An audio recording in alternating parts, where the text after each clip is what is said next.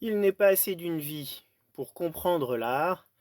C'est pourquoi, tout affaire cessante, je vais continuer à lire mes fiches à propos de Faucillon, l'architecture romane, qui est un livre de 1939.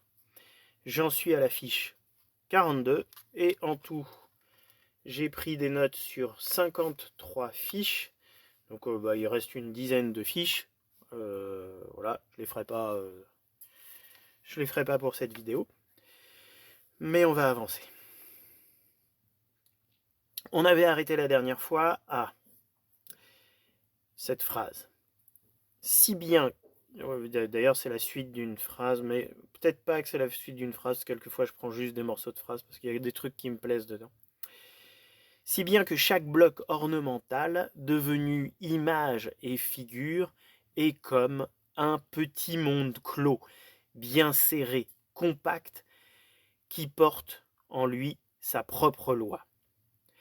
Le tympan est la forme épanouie, plus vaste et diversifiée d'un thème ornemental.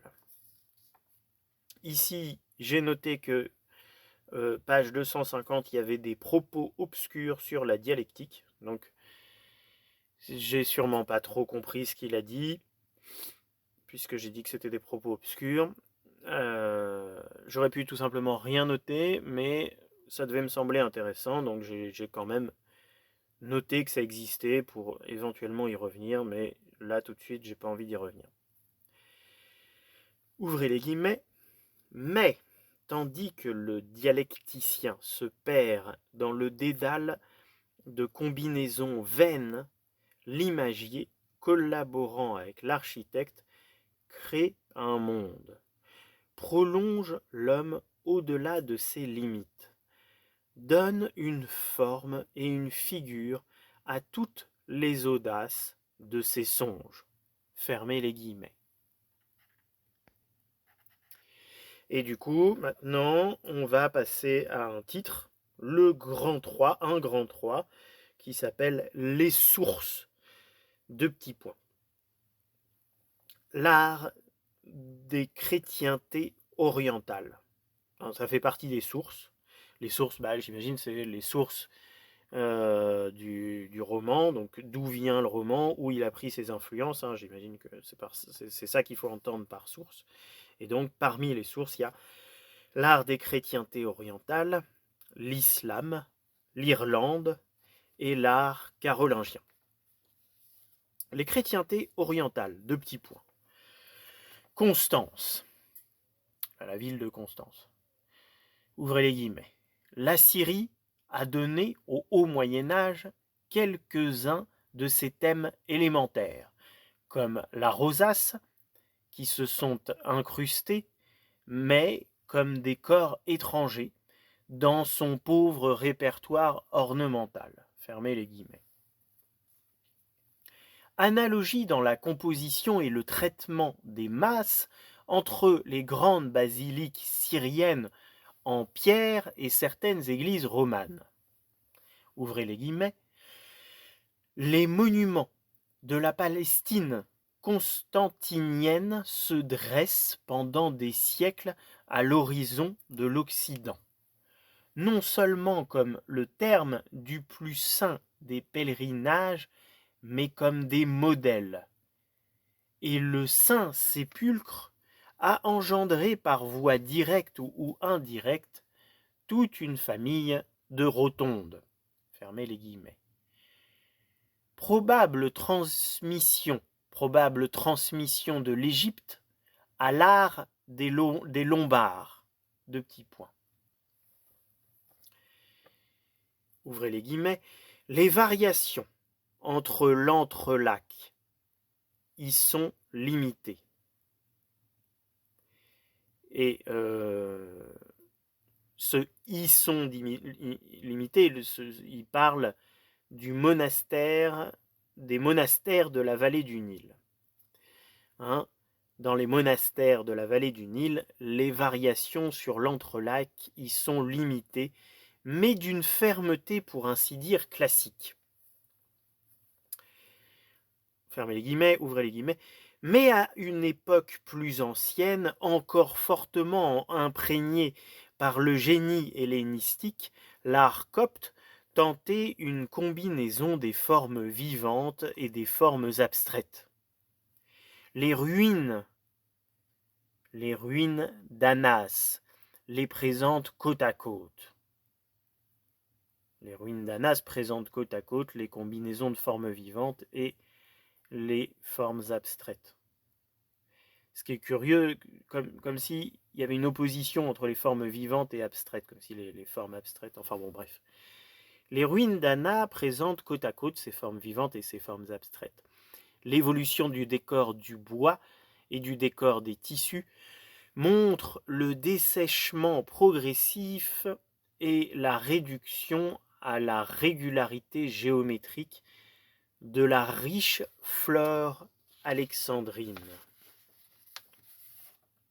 Premier ornement des pastorales chrétiennes.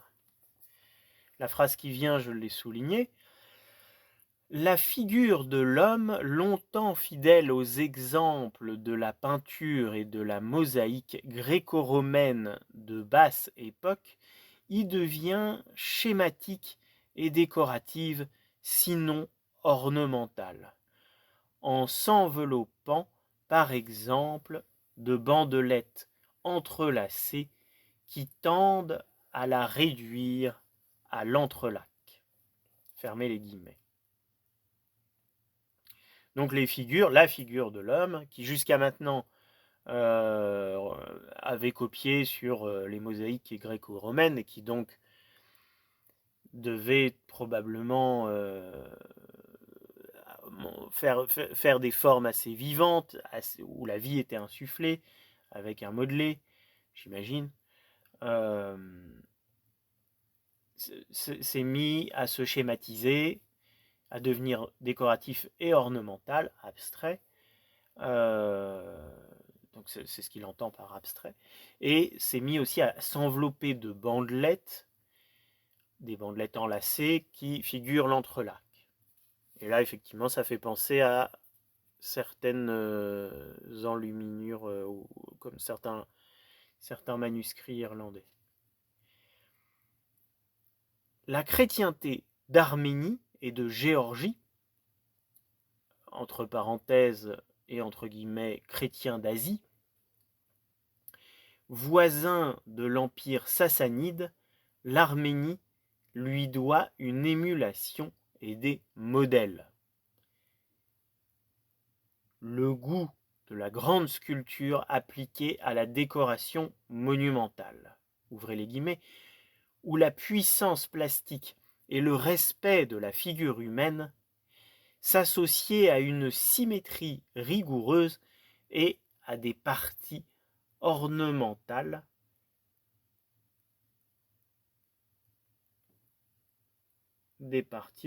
j'ai mal écrit ornemental sur la fin, donc je sais pas trop ce que c'est, peut-être ornementeuse ou je sais pas quoi. Ça doit pas être ornementeuse, non, mais j'ai écrit avec des pattes de mouche, donc je sais pas. Je relis depuis le début. On parle de la chrétienté d'Arménie et de Géorgie.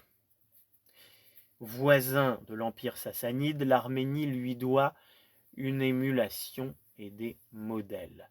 Le goût de la grande sculpture appliquée à la décoration monumentale, où la puissance plastique et le respect de la figure humaine s'associaient à une symétrie rigoureuse et à des parties ornementées de détails, surtout dans le traitement des animaux.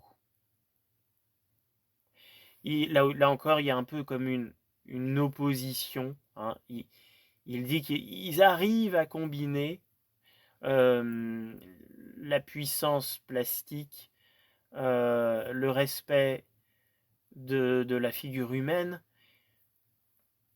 et ça s'associe à la symétrie rigoureuse, comme si la symétrie rigoureuse, qui est une forme d'abstraction, s'opposait à la figure humaine et à des choses plus organiques, quoi.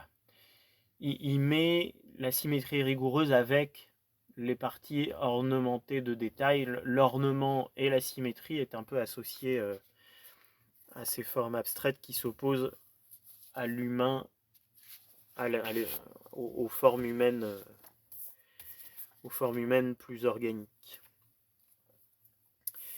Avant Byzance et l'Occident, l'Arménie connaissait les étoffes sassanides.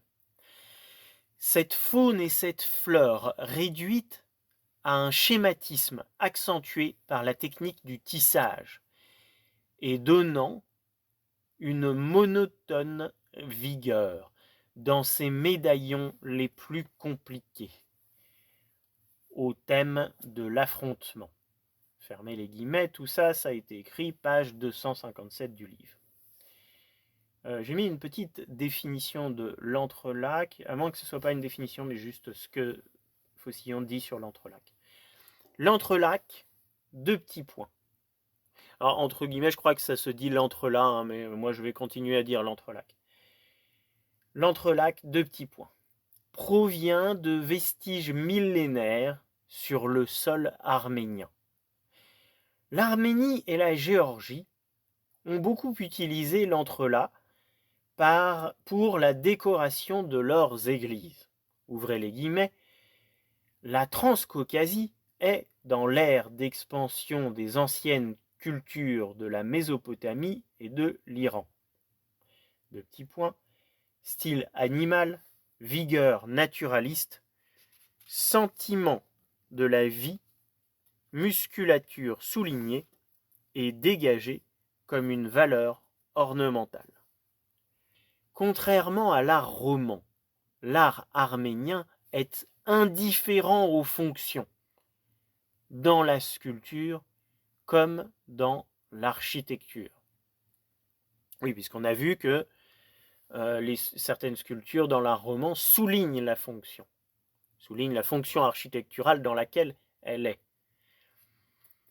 Pèlerinage et croisade permettent une relation historique, notamment pour l'ogive arménienne, entre le roman et l'art arménien. L'art musulman, 2 petits points, était aux frontières de l'art roman. Dans le royaume franc de Jérusalem, en Espagne, où il avait marqué cette forme composite, l'art mozarabe, et dans la France du Sud et du Sud-Ouest, où la coupole nervée d'Oloron Sainte-Marie reproduit la coupole de Tolède, où certains portails de la Vendée, de la Saintonge et du Poitou sont dentelés et filigranés comme des stucs de mosquée. Fermez les guillemets. Probable répertoire commun entre l'art musulman et des survivances hellénistiques altérées, charriées depuis des siècles par le commerce et les invasions. Donc le répertoire hellénistique aurait transité par l'art musulman avant d'arriver dans l'art roman. Ouvrez les guillemets. Mais un style n'est pas seulement vocabulaire, il est langue articulée. Ça c'est bien comme métaphore, hein, quand on parlait dans une autre vidéo de l'académisme et qu'on dit que l'académisme répète bêtement des formes qu'il ne comprend plus, hein, c'est quand même quelqu'un qui répète bêtement une langue qu'il ne comprend pas. Hein, quand on, je ne sais pas si on répétait de l'allemand, des mots d'allemand qu'on ne comprend pas. C'est ça l'académisme en fait. Ouais, elle est super cette métaphore, j'ai bien fait de la copier. C'est-à-dire que il n'est pas question que de vocabulaire, c'est une langue vécue, articulée. 2 traits à retenir. 1. Le géométrisme. 2. Le traitement filigrané de la plastique.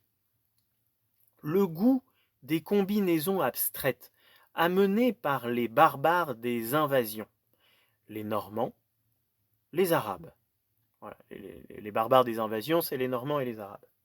Ouvrez les guillemets. Au lieu où s'étendit la domination des Arabes, et d'abord dans les divers territoires de la culture hellénistique, ils accueillirent un héritage, ils acceptèrent des figures de la vie. Mais il est vrai qu'ils les soumirent à des conditions particulières, qu'ils les isolèrent par l'analyse, qu'ils précisèrent avec rigueur dans leurs arêtes et leurs contours tout ce qui pouvait les ramener à des figures vides et régulières. En même temps, le goût ornemental de la cachette, qui dérobe le commencement et la fin dans la sinuosité des replis, les amenait à concevoir l'ornement comme une sorte de labyrinthe, où la vue est à la fois abusée et conduite par la répétition, la symétrie et l'enchevêtrement. Fermez les guillemets. Ce qu'il dit là, je ne sais pas si c'est toujours validé par l'histoire de l'art d'aujourd'hui, je ne sais pas si c'est problématique ou pas qu'il attribue ça aux musulmans, mais si on l'extrait de ce dont il parle, c'est plastiquement intéressant. Hein, un goût ornemental de la cachette, l'idée que on va faire des choses dont on va chercher, donc des choses graphiques ou des choses ornementales, dont on va chercher à dérober le commencement et la fin dans des sinuosités et des replis. Déjà, ça c'est intéressant. Ça veut dire qu'il y a un commencement et une fin, mais on va les dérober pour donner le sentiment, peut-être que c'est infini, peut-être que ça continue les endroits où c'est caché, alors que... Mais il y a un commencement et une fin qui est caché, ça c'est intéressant plastiquement. Et le fait de concevoir l'ornement comme un labyrinthe, le motif du labyrinthe, c'est intéressant. Non, ça, on pourrait prendre cette phrase et en faire un sujet, quoi, un sujet d'art plastique, c'est-à-dire faites-moi un ornement dont vous cachez le commencement et la fin, vous intégrerez le motif du labyrinthe, tout ça, ça pourrait être intéressant de se donner à soi-même ça comme contrainte pour faire quelque chose. Du coup, je finis la phrase, où la vue est à la fois abusée et conduite. Donc, c'est abuser la vue, essayer de tromper. Et la vue, elle est trompée, mais elle est aussi conduite. Hein, à la fois abusée et conduite. Conduire la vue. Ça, c'est super intéressant. Hein, enfin, peut-être pas toute l'histoire de l'art, mais dans l'histoire de l'art, il y a cette notion de conduire la vue. Quelle circulation notre regard prend dans l'œuvre, quelle circulation du regard induit l'œuvre. C'est intéressant de se poser ce genre de questions quand on regarde une peinture. Voilà, donc la vue est à la fois abusée et conduite, et elle est conduite par quoi? Par la répétition, la symétrie et l'enchevêtrement. C'est-à-dire que le rôle de tous ces trucs-là, le rôle de la répétition, de la symétrie et de l'enchevêtrement, c'est de conduire le regard. Et ça, je ne sais pas si ça vous est déjà arrivé à vous, mais quand il y a un motif qui se répète dans des dalles au sol et qu'on n'a rien à faire, qu'on est assis ou je ne sais pas quoi, le regard, il a tendance à circuler dans les rainures, etc. Dès qu'il y a une symétrie, le regard, il va avoir tendance à se diriger vers l'axe de symétrie. Et l'enchevêtrement, dès qu'il y a un enchevêtrement, on aime bien essayer de démêler avec les yeux les choses.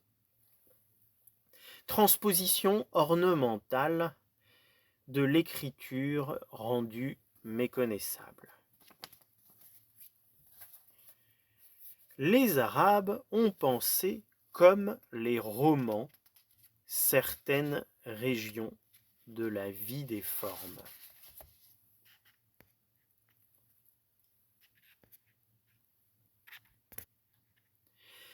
Les Arabes ont pensé, comme les Romans, certaines régions de la vie des formes, deux petits points. Donc là, il parle de régions, pas géographiques, mais des régions plastiques. C'est-à-dire des manières de procéder avec les formes. Virtuosité géométrique des polygonistes au Caire. L'art de géométrie. Alors géométrie, là s'écrit J-O-M-E-T-R-I-E. Mais la fin du mot, c'est pas étonnant, mais géométrie, J-O, c'est un peu bizarre. Donc l'art de géométrie des recettes de Villard de Haunécourt. Hein. Donc ce qu'il dit là, parce que j'ai mis un égal entre les deux, c'est que l'art de géométrie, donc géométrie, c'est peut-être la manière moyenâgeuse d'écrire géométrie. Hein. L'art de géométrie des recettes de Villard de Haunécourt, eh bien, elles sont très similaires à la virtuosité géométrique des polygonistes du Caire. Les deux sont mathématiciens. Et ça, donc ça, si vous voulez, ça c'est pas une citation. Donc si vous voulez relire la citation, la vraie, ça sera page 263. Comme dans l'art musulman, la sculpture romane renonce souvent aux irruptions des volumes, aux fortes saillies, aux trouées. Elle se contient et se limite à l'ordre de la muraille. Oui, ça, il l'a déjà dit, que le roman respecte l'ordre de la muraille. Et là, il nous dit que l'art musulman a ce même langage plastique. Ouvrez les guillemets. Mais l'art roman a besoin de l'image de l'homme et du tumulte de la vie. S'il adopte une géométrie pour ordonner ses combinaisons, elle n'est jamais vide et de son union avec la forme humaine et la forme animale, ces dernières sortent agrandies, multipliées, accrues en puissance mimique et en qualité expressive. Fermez les guillemets.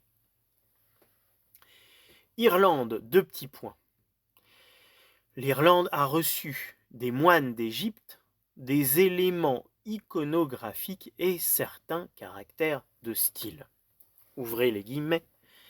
Les sculpteurs de ces étonnantes croix de pierre n'ignoraient peut-être pas les ivoires carolingiens. Fermez les guillemets. Donc là, c'est peut-être, hein, il est dans la supposition. Mais l'art irlandais a une logique qui n'appartient qu'à lui. Manuscrit, deux petits points. Il y a dans les manuscrits une variété d'écoles. Le livre de Dima diffère du livre de Kells. Le livre de Kells lui-même n'est pas homogène. Donc au sein même d'un livre, il y a une variété d'écoles. Ouvrez les guillemets. Peu d'arts sont mieux définis et plus catégoriques comme expression d'une vie intérieure. À la spirale, à l'entrelac, il soumet les figures de la vie. Avec une logique dissimulée qui semble d'abord caprice pur. Fermez les guillemets. Donc là, c'est intéressant, si je le lis comme ça, hein, tout ce qui dessine l'intérieur des figures, c'est-à-dire des spirales et des entrelacs, ça peut être vu, d'après la manière que j'ai de lire cette phrase, ça peut être vu comme la vie intérieure de ces figures. Les mouvements que leur esprit ferait à l'intérieur, quelque chose comme ça. Au lieu de décrire et de narrer, il enveloppe les unes au lieu de décrire et de narrer, il enveloppe les unes dans les autres ces combinaisons, en dissimulant avec astuce leur commencement et leur fin. Démarche proche de l'art musulman et de l'art roman. Donc démarche proche de l'art musulman, ça on peut le comprendre puisque c'est pareil. Démarche proche de l'art roman. L'art roman tient ses sources dans l'art irlandais et dans l'art musulman, donc c'est logique. Composition des formes essentiellement ornementales qui semblent préparer les motifs qui servent d'armature à la sculpture romane.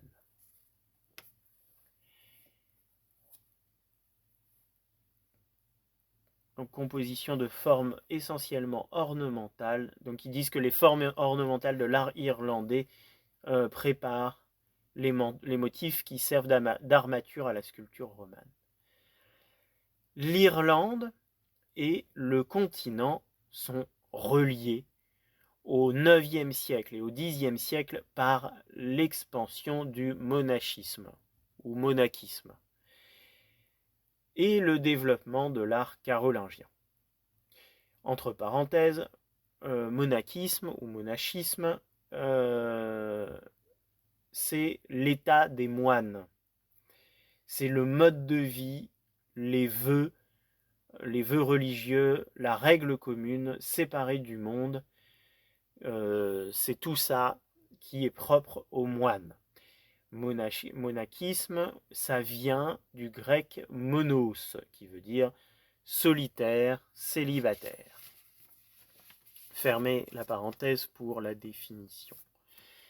Tous ces arts sont des arts dont l'esprit est d'accord avec celui de la sculpture romane et qui l'ont incontestablement préparé. Tout ça, c'était entre guillemets. Tous les arts sont entre guillemets, tous les arts sont des arts dont l'esprit est d'accord avec celui de la sculpture romane et qui l'ont incontestablement préparé. L'art roman n'a pas inventé le style ornemental, mais lui donna de fortes assises, lui donna ses fortes assises, en l'associant aux fonctions. Tous les arts qu'on vient de décrire, qui sont les sources de l'art roman, montrent que c'est pas l'art roman qui a inventé ce style ornemental, mais il lui a donné de fortes assises, c'est-à-dire qu'il lui a donné une plus grande solidité en l'associant aux fonctions, c'est-à-dire que dans l'art roman, les sculptures sont des ornements, elles se plient à un ordre ornemental, mais en plus de ça, leur forme souligne la fonction. Par là, il n'est pas ornemental seulement, il est architecture. Et j'ai mis une remarque personnelle, c'est ce qui le distingue de ces autres arts qu'on vient de décrire. Source locale, 2 petits points. L'Espagne avait une vieille sculpture ibérique. L'Espagne avait une vieille sculpture ibérique, la Gaule, mêlée à l'art gallo-romain, avait un art populaire, ouvrez les guillemets, qui, dans des proportions courtes et rustaudes, insère une puissante grimace à la vie. Chaque tradition locale donne une tonalité particulière au roman. Donc ça, c'est... Je sais pas si j'aime bien, enfin si je suis d'accord avec l'idée qui parle de proportions courtes et rustaudes, il faudrait regarder les proportions en question. Mais c'est marrant quand même de lier art populaire, de dire que, je sais pas s'il dit que c'est un art populaire parce que les proportions sont courtes et rustaudes, ou vice versa. Mais je note la liaison, le lien entre les deux, quoi. C'est populaire, donc c'est court et rusto, je sais pas. Voilà. La Provence, l'Italie étaient encore des musées d'antiques. Les Normands, installés sur ce sol, y conservaient leur goût pour le décor purement abstrait. Les Poitevins et les Saintongeais continuent à aimer la plastique pour elle-même, l'image de l'homme dans sa vraisemblance harmonieuse et robuste. Là, c'est drôle parce que le mot la plastique ici, donc j'avais déjà vu que le mot la plastique dans une préface sur les invasions barbares était utilisé pour dire qu'il y avait une perte de la plastique. Donc, et là, ça voulait dire qu'il y avait une perte de volume et que les sculptures devenaient plates ou sans modeler, une perte de modelé. Là, on a l'impression qu'il utilise la plastique pour dire que les Poitevins et les Saintongeais continuent d'aimer la plastique. Et cette plastique-là, c'est l'image vraisemblable, harmonieuse et robuste de l'homme. Et donc là, la plastique, ça veut dire quasiment une justesse dans les proportions. Ça veut dire aussi donc le modelé comme dans cette autre préface. Là, on passe à un grand titre, grand 4, la question des débuts. Où le roman s'est-il manifesté la première fois et à quelle époque? Il n'y a pas de brusque renaissance ex nihilo. Ça n'arrive pas tout de suite à partir de rien. C'est une erreur d'adopter la date fatidique de l'an 1000. Ouvrez les guillemets. Il faut également prendre garde qu'un art qui ne meurt pas d'un seul coup pour laisser la place libre à un autre. L'art des frises ne s'efface pas radicalement pour toujours devant le style roman. Saint Paul les Dax et Saint Paul de Varax nous prouvent le contraire. Dans quelle région de l'Occident la sculpture romane commence-t-elle à produire ses chefs-d'œuvre? J'entends non des morceaux qui correspondent à notre conception moderne du goût, à notre idée du beau, mais des ensembles qui puissent être interprétés comme l'expression consciente et régulière d'une pensée.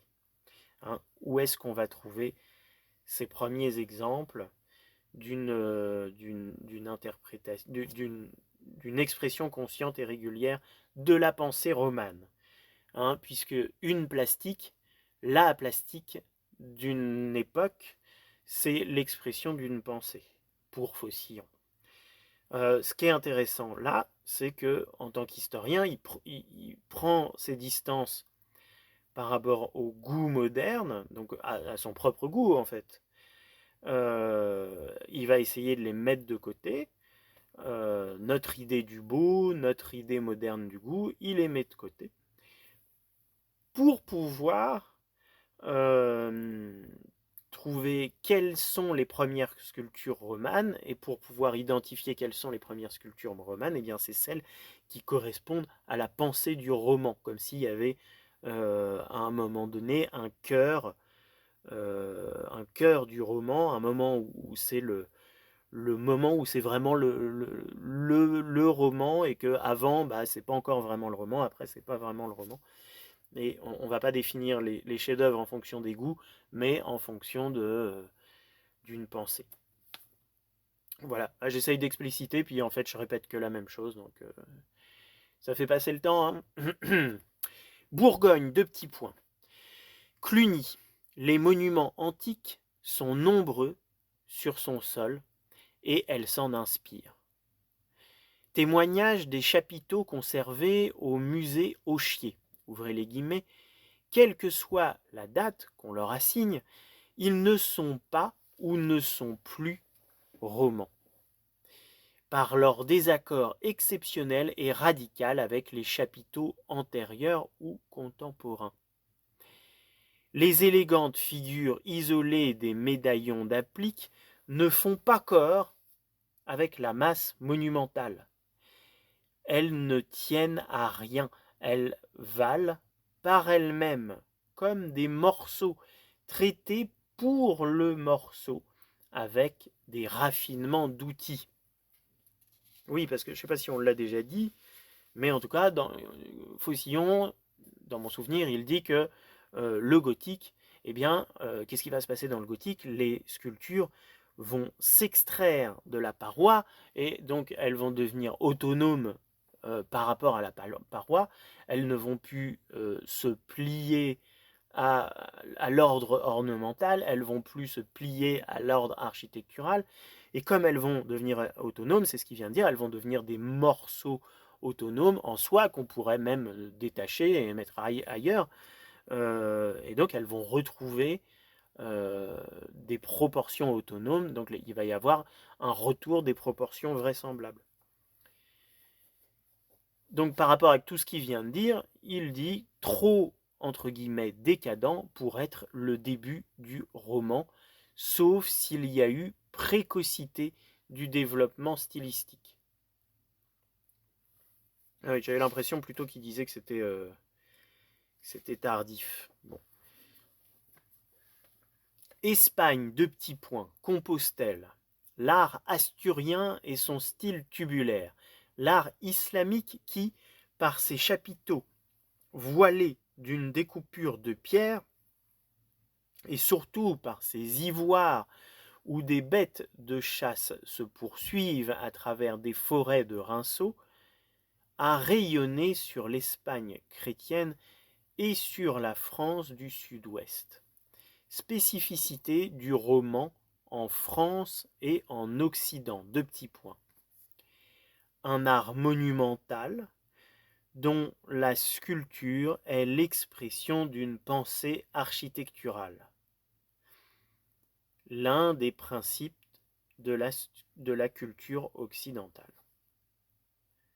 Hein, donc ça, le fait, donc déjà c'est un art monumental, donc ça c'est monumental. Voilà. Donc moi ce que j'entends par monumental, soit c'est grand, hein, soit il y a une monumentalité et donc c'est pas forcément grand, mais les figures sont représentées avec des parties pris plastiques qui font penser à de la monumentalité. Voilà. Et la sculpture doit être l'expression de la pensée architecturale. Donc ça, c'est ce qu'on a dit, c'est le fait que les sculptures soulignent la fonction, s'intègrent dans le mur, etc. Ne nie pas le mur, les principes plastiques du mur. Et là, il rajoute quelque chose, il dit que ça, c'est l'un des principes de la culture occidentale. Ce qui me semble étrange, vu que à la période suivante, on n'en est plus là. Mais bon. Ouvrez les guillemets.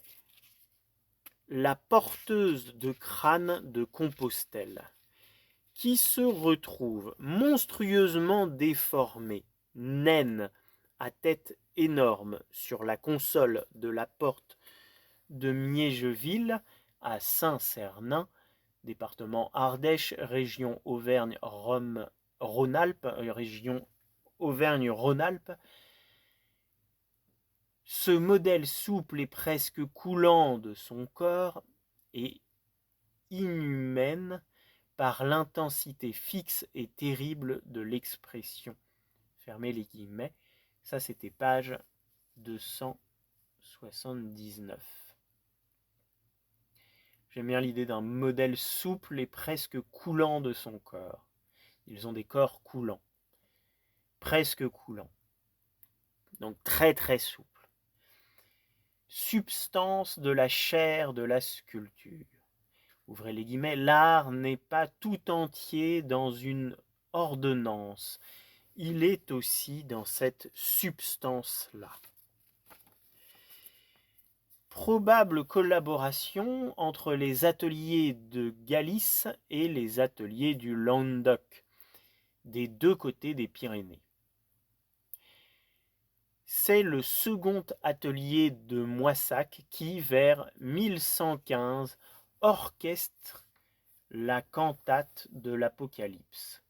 De petits points, une distance, et pour la forme et pour l'inspiration, sépare les figurines des manuscrits, tracées à la pointe du calane, vivement enluminées et toujours graphiques. Ouvrez les guillemets. La suggestion du modèle par les plis ornementaux, le bouillonnement rythmé du bas des robes, toutes ces arabesques qui courent comme une écriture à la surface des corps. Ouvrez les guillemets. En Languedoc comme en Bourgogne et dans toutes les régions où vit le génie roman, c'est moins le vestige du dessin d'un modèle sur des corps qui ont acquis leur poids et leur mesure qu'une sorte de remous extérieur de l'ordre secret qui en combine les parties. Je vais le relire tout ça. En Languedoc comme en Bourgogne et dans toutes les régions où vit le génie roman, c'est moins le vestige du dessin d'un modèle sur des corps qui ont acquis leur poids et leur mesure qu'une sorte de remous extérieur de l'ordre secret qui en combine les parties. Bon, je commande pas, mais j'aime bien la manière dont c'est formulé. Fermez les guillemets. Poitou et Auvergne. Ni le Poitou, ni l'Auvergne, ouvrez les guillemets, n'ont combiné de ces vastes tympans qui résument en l'amplifiant la pensée romane. Tympan de forme rare, en croissant de lune, en lichère, à champagne-mouton, ou tympan composé de deux arcs géminés, à vouvant. Entre parenthèses, géminées, ça qualifie des colonnes ou des fenêtres groupées deux par deux, mais avec un intervalle sensible. Fermez la parenthèse pour la définition. Art du Sud-Ouest. Ouvrez les guillemets. Les artistes du Sud-Ouest ont arqué la figure d'archivolte ou l'art massé dans le cadre du claveau. Nous connaissons aussi la richesse d'un modèle tout intérieur dans les églises poitevines et saintongeaises, modèle qui procède en quelque sorte par suggestion linéaire en combinant le labyrinthe de l'ornement et de l'image avec le fin réseau du nombre continu, resserré et profonde. Fermez les guillemets. Ouvrez les guillemets. Dans les personnages groupés sous des arcades ou suspendus au nu des murailles, à Châteauneuf-sur-Charente ou à Matha, l'art du Sud-Ouest annonce une plastique nouvelle et prépare les voies de l'art gothique. Les voies de l'art gothique se préparent dans les personnages groupés sous des arcades ou suspendus au nu des murailles. Ouvrez les guillemets. Les maîtres d'Auvergne sont également sculpteurs de linteaux et, sous le double rampant qui en caractérise le cadre, ils taillent des figures d'une épaisseur massive. Fermez les guillemets. Ouvrez les guillemets. À Notre-Dame-du-Puy, à côté des chapiteaux à feuillage de modèles gallo-romains et de quelques chapiteaux figurés romans, l'islam a marqué son empreinte dans une sculpture qui revêt d'une chape ornementale ajourée un épanelage islamique. Et sur les portes de bois décorées de reliefs figurés mais plats court une inscription koufique, c'est-à-dire en écriture islamique ou musulmane. Fermez les guillemets. Je mettrai une image d'écriture koufique à l'écran. Ouvrez les guillemets. Ainsi collaborent à la genèse du style roman les ateliers hispano-languedociens, ceux de la Bourgogne, de l'Auvergne, du Poitou et de la Saintonge. Et sa puissante unité s'en trouve diversement colorée. Fermez les guillemets. Monstres qui décorent les écoinçons de la cathédrale de Bayeux. Leur analogie avec certaines formes de l'Asie orientale est frappante. Et là, entre parenthèses, c'est la figure. Il y a une figure à aller voir, la figure 234, page 292, que je mettrai à l'écran. Ouvrez les guillemets. Leur place, celle des monstres de Bayeux. Les monstres de Bayeux, la place des monstres de Bayeux dans l'architecture choisie simplement pour l'effet aussi bien que leur style propre fait penser à un apport plutôt qu'à une élaboration. Ça veut dire qu'ils l'ont pris quelque part plutôt qu'ils ne l'ont élaboré, créé eux-mêmes. Allemagne, 2 petits points. Sculpture en pierre, art composite, coloré de tradition antique dans la vallée du Rhin. D'influence bourguignonne à Bâle, d'apport lombard en Alsace et dans une bonne partie de l'Allemagne. Déposition de croix d'externe. 2 petits points. Externe, ça s'écrit E-X-T-E-R-N. Ouvrez les guillemets. Sorte d'art roman des cavernes. Fermez les guillemets. C'est rigolo, ça, c'est un art roman des cavernes. Ouvrez les guillemets. L'Italie se propagea en suivant le tracé des voies romaines, par les passes des Alpes, à travers l'ancien royaume d'Arles. Fermez les guillemets. Diffusion en Allemagne des lions, porteurs de colonnes, sous des porches de type lombard, à Reichenau, à Salzbourg. De la scène, diffusion également de la scène de l'enlèvement d'Alexandre, à Bâle, à Fribourg en Brisgau et à Remagen. Diffusion également des médaillons à l'antique de Ferrare, à Oberpleiss. Ouvrez les guillemets, la sculpture alsacienne incruste dans ses façades sévères de nombreux éléments du sud. J'ai l'impression qu'il parle de la sculpture alsacienne dans un passage consacré plutôt à l'Allemagne. C'est amusant, c'est peut-être dû à l'époque.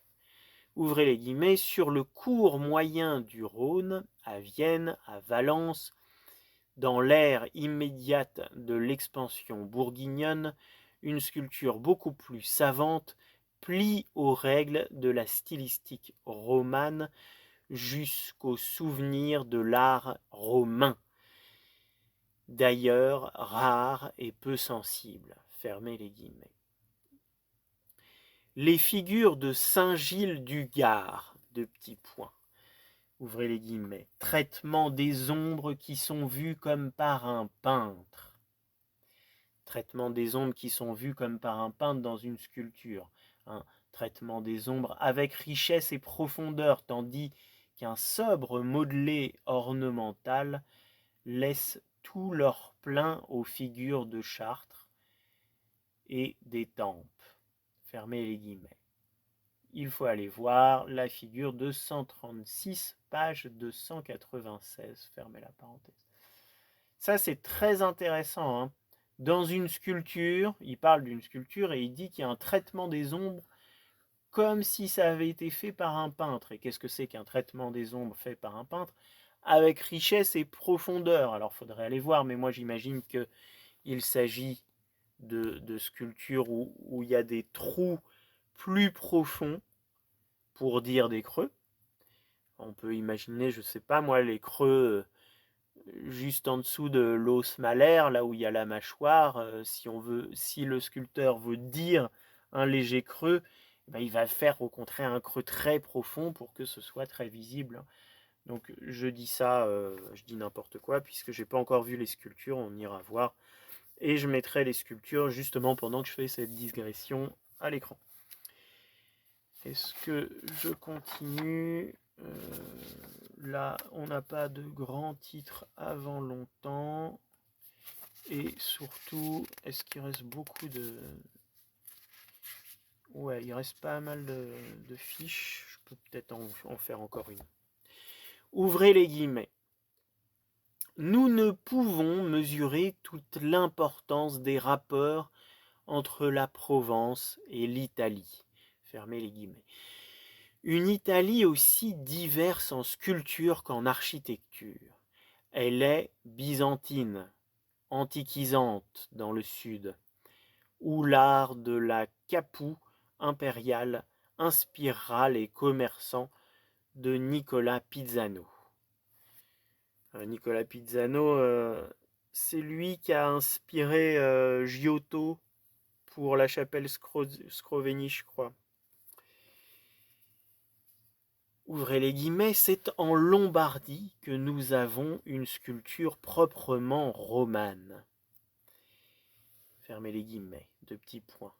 Luxuriance, vitalité, richesse, ouvrez les guillemets, qui sentent non la grossièreté des origines, mais la fièvre d'une manière.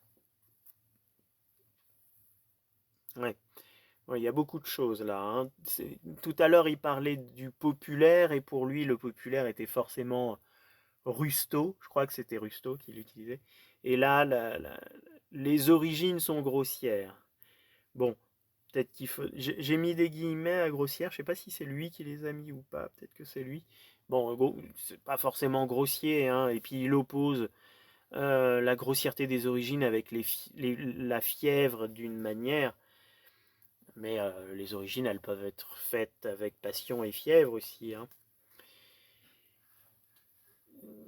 Voilà, bon. Mais bon, en fait, il est dans son truc là de chercher le cœur du roman. Donc tout ce qui s'éloigne du cœur, c'est les origines.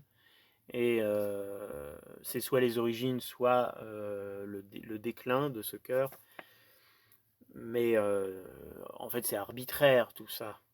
Le roman, c'est une facilité de périodisation, et ensuite on essaye de comprendre ce que disent les formes à ce moment-là. Mais il décrit bien ça. Le monstre et l'ornement s'y étreignent dans les mêmes replis. Goût italien d'imager les surfaces en largeur. Ça a été écrit, page 296. Cathédrale de Parme, qui est une cathédrale de 1178, et baptistère de Parme, qui a été fait en 1196. Deux petits points. Benedetto Antelami développe une iconographie abondante et savante d'inspiration gothique. Des formes traitées d'abord avec une sorte d'inflexibilité, puis plus souple. Donc inflexibilité, ça veut dire un peu rigide. Puis plus souple, d'un beau poids et d'une noble qualité monumentale. Donc d'un beau poids, moi je ne sais pas ce que ça veut dire. Peut-être qu'il veut dire que c'est pas lourd, mais que il y a du poids quand même. Et d'une noble qualité monumentale. La monumentalité, c'est plutôt gros, grand, mais là, c'est noble aussi, donc peut-être qu'il veut dire qu'il y a une certaine élégance malgré la monumentalité. Voilà, je spécule sur ce qu'il veut dire. Exemple, descente de croix de la cathédrale de Parme, de petits points, d'une étrange roideur. Roideur, c'est raide, quoi, c'est étrangement raide. Ouvrez les guillemets, elle semble renchérir sur des formules de composition plus vieilles d'un demi-siècle. Ouvrez les guillemets, les ailes des anges, rigoureusement horizontales, prolongent les bras de la croix. Il faudra aller voir figure 242 et figure 243, page 300. Fermez la parenthèse. À droite, des personnages partagent les vêtements du supplicié. Anecdote d'un sentiment déjà gothique. Forme rude et courte. J'ai fait une remarque personnelle que les formes rudes et courtes, cela est dit à propos d'une autre œuvre, mais que je trouve appropriée pour celle-ci. Ah, oui, c'est-à-dire que c'est une citation, entre guillemets, forme rude et courte, que j'ai trouvé plus loin dans le texte, mais que je mets ici pour cette œuvre parce que je trouve ça approprié. L'unité de cet art, l'art de Parme, plus voisin de la Provence que de la Modène, réside dans le calme du modèle, dans le plein des volumes. Donc plein des volumes, j'imagine que c'est qu'il, contrairement à tout à l'heure, il n'est pas creusé très fortement, ça reste plein, plat, légèrement bosselé peut-être, mais il n'y a pas de trou à l'intérieur, il n'y a pas de... ça reste assez plein. J'imagine aussi que peut-être les bras restent collés au corps, qu'ils ne sont pas séparés du corps. Voilà, peut-être que c'est ça. On mettra la photo pour vérifier à l'écran. Dans les foyers périphériques, entre parenthèses, c'est l'Angleterre, la Lombardie, le nord de la France, la Belgique, la Rhénanie. Dans les foyers périphériques se mêle une tradition, j'ai très mal écrit, dans les foyers périphériques se mêle une tradition locale et l'expansion d'un style dont l'accord avec l'architecture est le principe essentiel. Est, de petits points, forme et technique carolingienne. Midi méditerranéen et Italie, de petits points, résistance à la première romane et souvenir antique. Oui, il avait dit avant une autre fois que dans le Midi, dans le sud de la France, il y a une résistance. Ah non, c'est autre chose en fait. Il me semble me rappeler qu'il dit plus tard que quand le gothique arrive, il y a une résistance au gothique et qui reste roman. Le sud de la France reste roman pendant un moment. Bah, du coup, apparemment, il y a une résistance aux premières stylistiques romanes et qu'il reste à un moment sur du souvenir antique. Voilà, donc stylistiquement, artistiquement, le sud de la France, à cette époque-là, est plutôt conservateur. Si on peut dire ce mot. Hein. Voilà. XIIe siècle, deux petits points, l'Île-de-France crée un style monumental nouveau qui rayonne jusqu'en Italie et en Espagne. Exemple, les statues-colonnes dressées sous une façade saintongeaise à Sangueza, en Espagne. Et là, la phrase qui vient, je l'ai soulignée, ouvrez les guillemets, de l'art roman à l'art gothique, il n'y a pas succession chronologique. Le fait caractéristique, c'est qu'un foyer secondaire devient le foyer principal. Fermez les guillemets. Oui, donc on ne pourrait pas faire, j'imagine, puisqu'il n'y a pas succession chronologique, les mettre l'une à côté de l'autre en photo, les sculptures en voyant leur transformation progressive du roman en gothique, ça c'est pas possible de faire ça.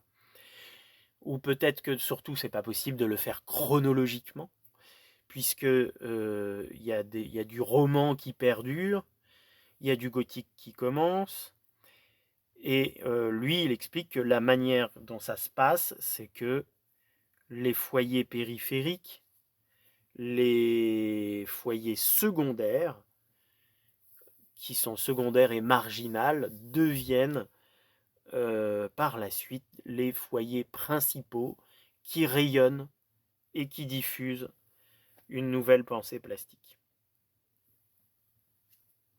Entre parenthèses, foyer périphérique, 2 petits points, l'Angleterre, la Lombardie, le nord de la France, la Belgique, la Rhénanie. Ce que ces foyers périphériques entourent, la France du centre et du sud-ouest et l'Espagne du nord. Alors la phrase qui vient est soulignée, mais aussi c'est là où j'ai décidé de m'arrêter.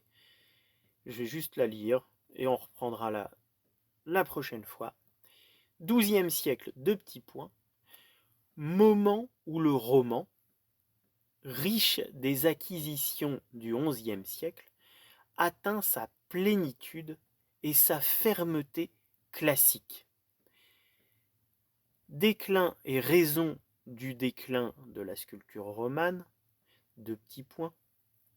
La profusion, l'oubli des fonctions, la recherche des effets pittoresques, le goût de l'anecdote, le dessèchement.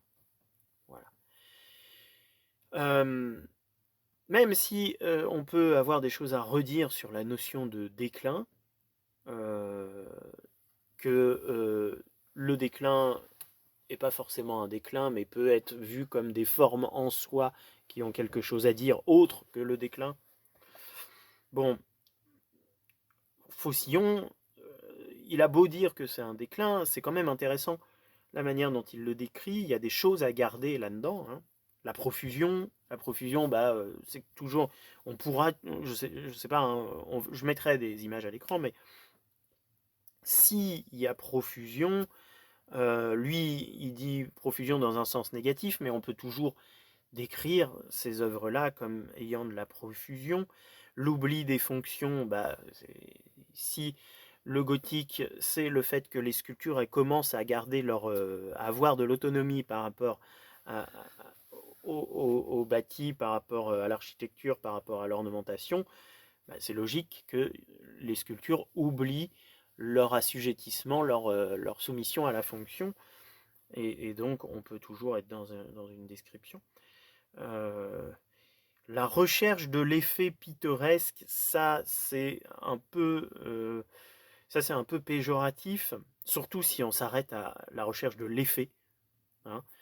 Y a un peu l'idée de faire des effets faciles, de faire des effets, de ne pas être vraiment dans une pensée spirituelle ou je sais pas quoi. On est dans l'effet spectaculaire, le spectacle. Voilà. Et pittoresque, je sais pas si c'est, encore une fois, moi le pittoresque pour moi c'est la manière dont Gilpin l'a défini dans un petit livre que j'ai lu et que j'ai bien aimé. Mais je sais pas si là c'est. Mais s'il y a des effets pittoresques et que c'est comme Gilpin, ça veut dire que, grosso modo, le pittoresque, selon Gilpin, c'est quand ce qui n'est pas pittoresque, c'est quand ça donne pas de choses à manger aux yeux, qu'il y a des surfaces lisses, il se passe rien, l'image, il se passe rien. Vous prenez en photo une plaine du Berry, désolé s'il y a des gens qui aiment bien les paysages du Berry, si vous prenez en photo une plaine toute plate du Berry, avec un ciel bleu sans nuages, c'est pas très pittoresque. Par contre, vous prenez en photo une grande montagne avec plein de rochers, des fissures, une ruine, des arbres, avec une écorce bizarre et qui sont tout tortueux, et ben ça c'est pittoresque. Parce qu'il y a beaucoup de choses à voir, on va passer beaucoup de temps à regarder ça. Alors qu'une plaine verte avec un ciel bleu uniforme, bon peut-être qu'on vit bien hein, en dessous, mais c'est chiant. C'est pénible, c'est ennuyeux. Voilà.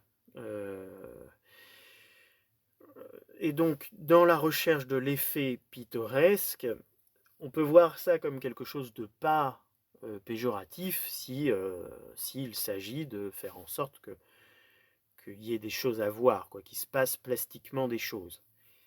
Mais peut-être c'est péjoratif parce que c'est de l'effet pour l'effet. C'est pas un effet qui est là pour souligner une fonction ou qui est là pour, euh, pour dire le plat du mur ou qui est là pour rendre un ordre ornemental. Bon, c'est de l'effet pour l'effet, donc peut-être c'est un peu moins bien. Bon, on imagine bien que c'est plus facile de chercher à faire un effet que de chercher à faire un effet plus chercher à l'inféoder à un ordre ornemental et à une fonction architecturale. Puisqu'il y a des contraintes en plus, c'est plus difficile.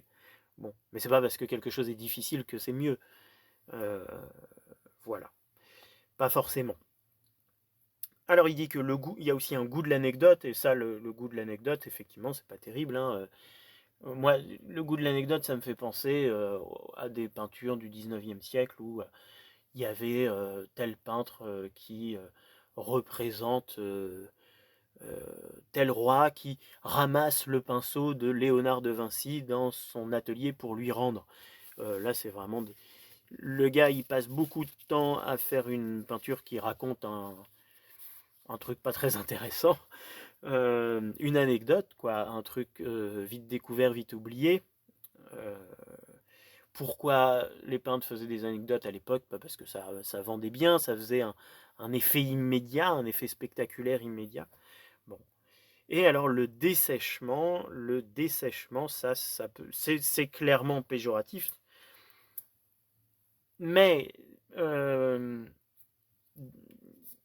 c'est péjoratif dans le texte de Faucillon, mais on peut goûter, on peut aimer les formes sèches, c'est-à-dire un peu rigides, un peu qui, qui, qui sont pas dans la séduction.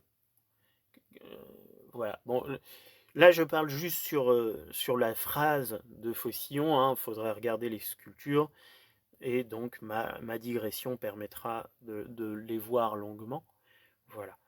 Euh, voilà. C'était juste pour essayer de défendre un peu Faucillon, de dire que je trouve qu'il j'aime bien la manière dont il décrit les formes. Je trouve qu'il y a toujours des choses à garder, mais aussi pour critiquer cette idée que le déclin existe, qu'il y a du déclin. Je pense qu'il n'y a pas de déclin. C'est quand il y a des nouvelles formes, bah, faut les décrire. Qu'est-ce qu'elles disent en termes de pensée, quoi. Euh, le déclin, c'est ceux qui parlent de déclin, quoi.